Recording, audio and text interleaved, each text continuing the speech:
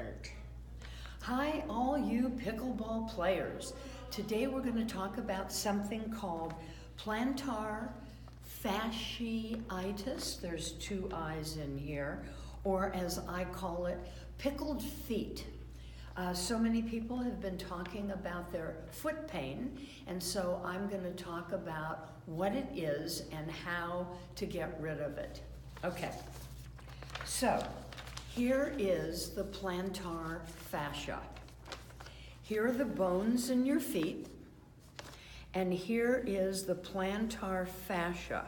And there is space between the bones and the plantar fascia. And if you notice that the fascia goes into the heel, or the calcaneus, and then it goes up into the Achilles tendon, which is the back part of your ankle, and then guess what? That goes all the way up into your calf muscles, and it continues all the way up into your hamstrings.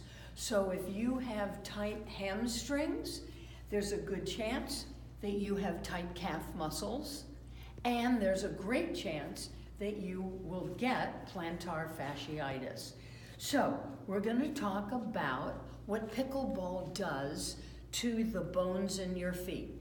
Every time you walk or run for a ball, what happens is the bones in your feet hit the plantar fascia and keep pounding on it like jumping on a trampoline. So this is the trampoline, this is you jumping on the trampoline until this gets inflamed. So then you wind up having terrible heel pain and maybe mid-foot pain. So the first thing we can do for this issue is taping. So this is KT tape. You can get a professional or you can tape it yourself. Not as easy to tape it yourself, but that is what the plantar fascia looks like in your foot. And I have done what's called an octopus taping of the fascia that leads to each toe.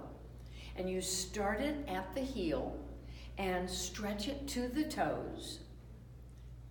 And that will help to release the plantar fascia. The next thing is I did an arch support. So I started at the outside, wrapped it around, and pulled it up, and I'm taping my arch up. I'm trying to pull it up so my arch doesn't collapse. So that is a taping for plantar fasciitis. What happens is your arches either collapse, which mine do. You can see how my arches collapse. And because my arches collapse, it pulls my knees in. It does weird things to my back and my calf and my hamstrings. So I want my arches to be even. Some people have high arches. That means they roll out. It's the same thing. You roll out, you have problems with the outside of your leg, and that also stresses the plantar fascia. So you can tape it, that's one way. Or I have an arch support. I have hard ones made, and I put them in really good shoes. Do not wear running shoes. If you wear running shoes on the court, there is no lateral movement stability in a running shoe. A running shoe is meant to run straight ahead.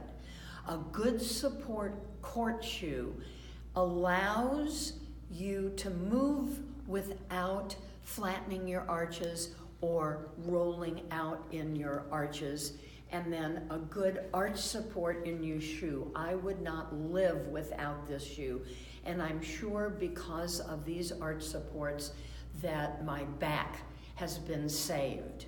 So rolling in, rolling out, arch support, get a good shoe, ice your feet after you've played, and if your feet are really, really it's time to not play until the inflammation goes away.